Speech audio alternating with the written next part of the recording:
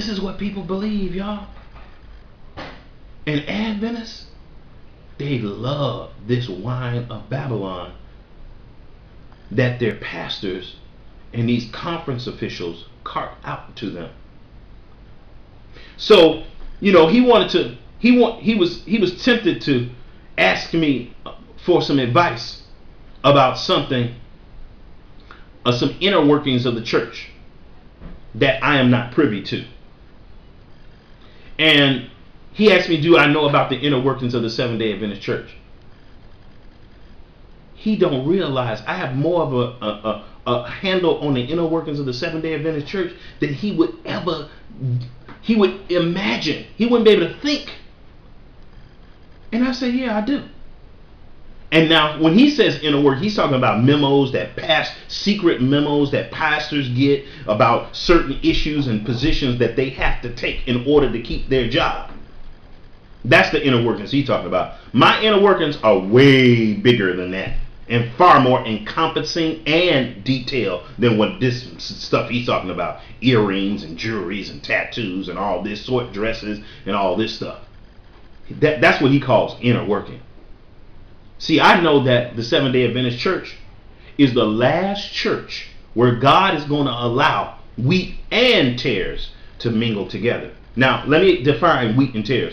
Wheat and tares, wheat represent the children of God, like Jesus said, and the tares represent the children of Satan.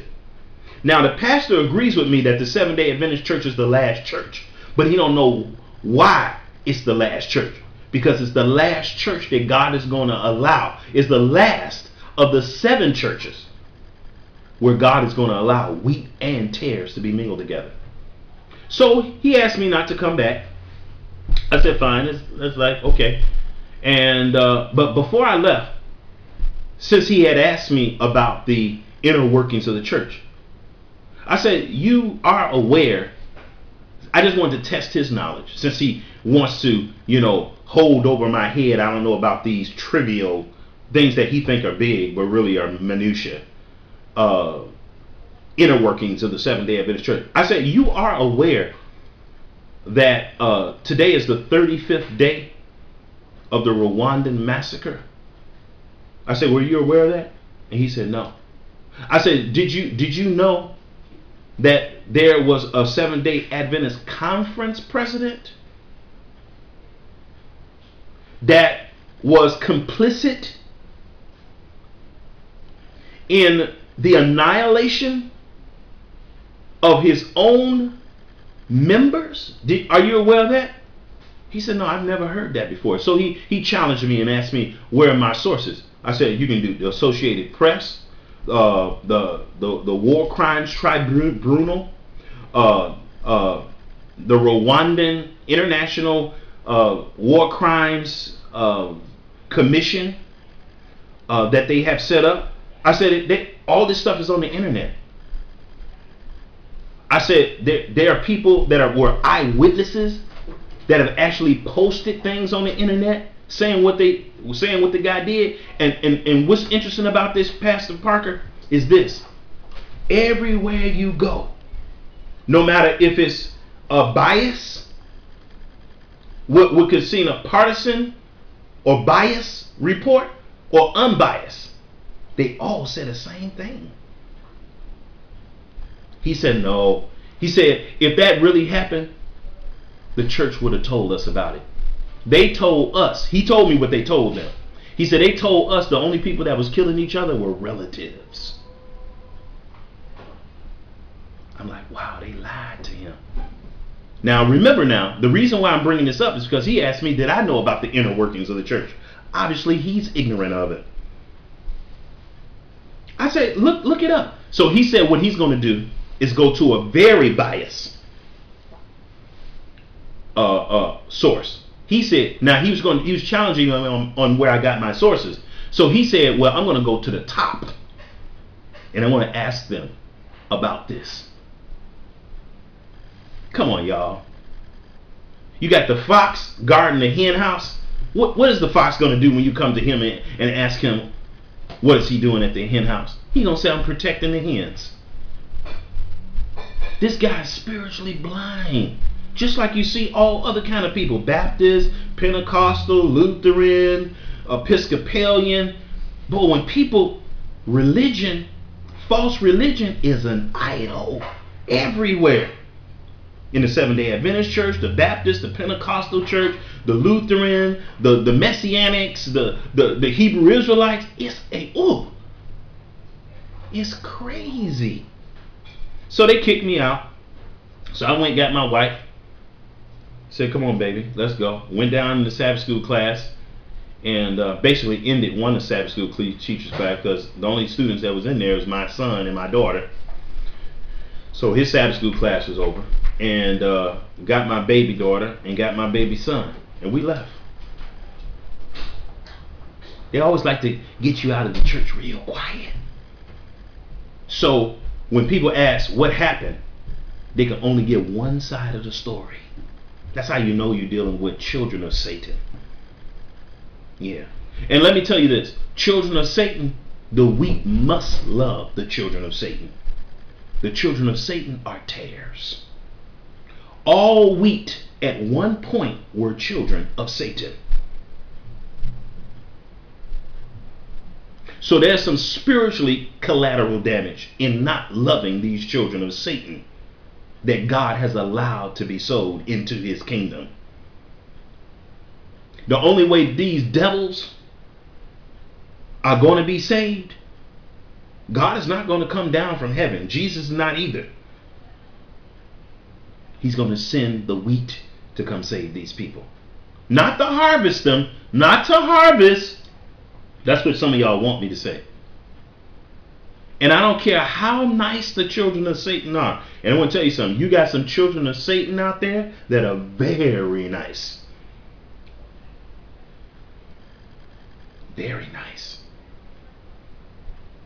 But all their niceness is a filthy rag and a form of godliness, but denying the power thereof, all in the name of Jesus. So the reason why I was kicked out of the Seventh-day Adventist church over in Chicago Heights, where Pastor J.D. Parker is pastor, let me tell you what conference. I believe it is the Illinois Conference. But if it's not the Illinois Conference, it's the Lake Region. But I believe it's the Illinois Conference. Because he kind of really distanced himself from Lake Region. He says that those churches are a mess. So, he's kind of condescending in that way about that particular conference for some legitimate reasons, by the way. But so this is the let me give you a little history.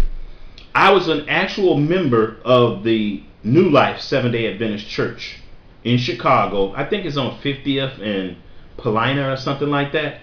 51st and Paulina on the south side of Chicago. I was actually a member there, and they disfellowshipped me.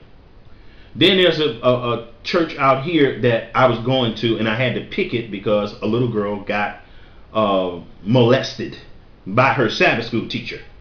And I did something really unlike Jesus. I picketed the church.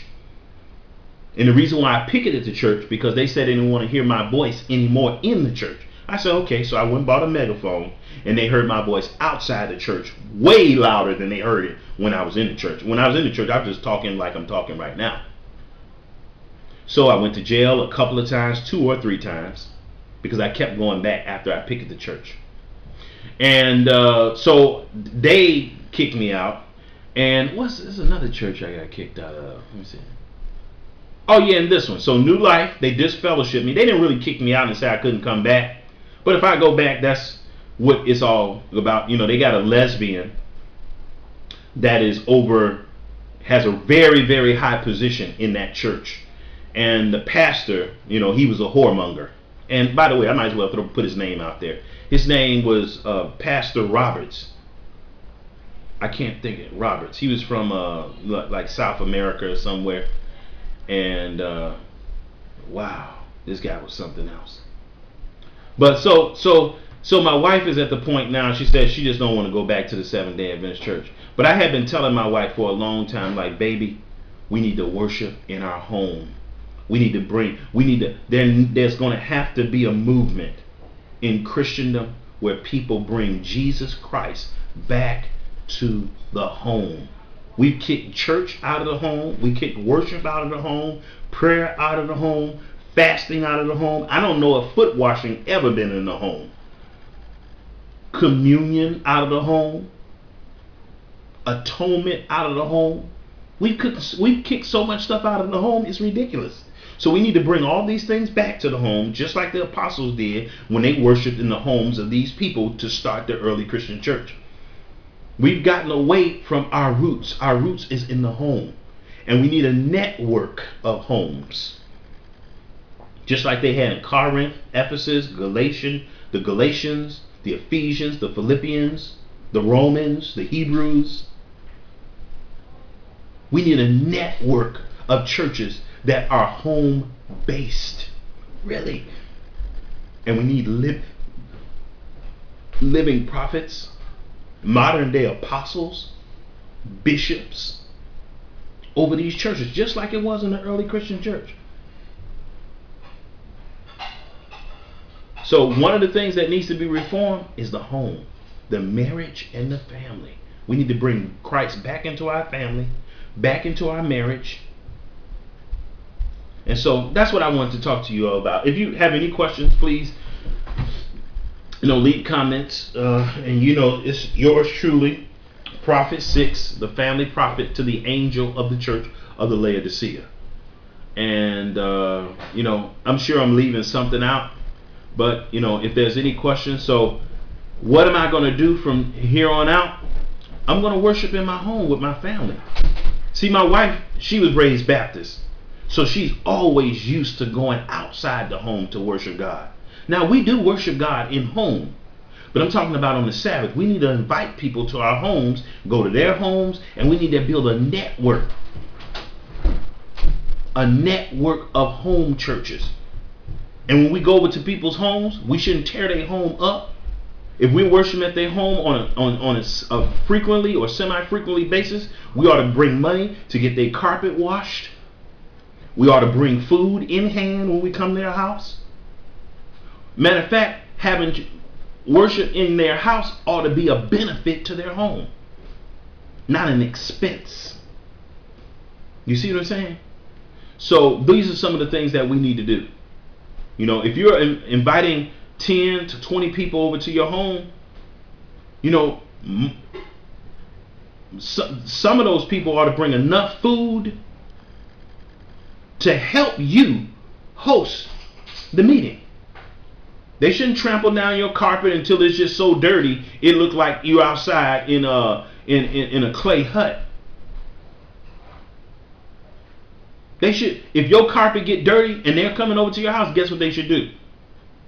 All of them should pitch in and get your carpet washed as frequently as they're getting it dirty. So one other thing I want to say, another thing that this pastor had a problem with is he said, you're not contributing. You're not contributing. I said, who told you I wasn't contributing? I said, I put some money in the offering. I said, the only thing I come to is Sabbath school. Well, we got a school that South Suburban, it was the name of the school. This is a horrendous school with a really checkered past, and the way that the conference has misappropriated and stole money, out of this church, But anyway, and church and school complex. But anyway, he said it's people here that give a lot of money to the church and they give money to the school, And I'm gonna tell you something. Those kids in that school ain't learning nothing. They all below par. But he's saying that I should be a member so I can help, take on this collateral damage that the conference, by the way, has generated. I said, no, I only come to Sabbath school. And let me tell you something. He had a problem with me coming to Sabbath school but not staying for the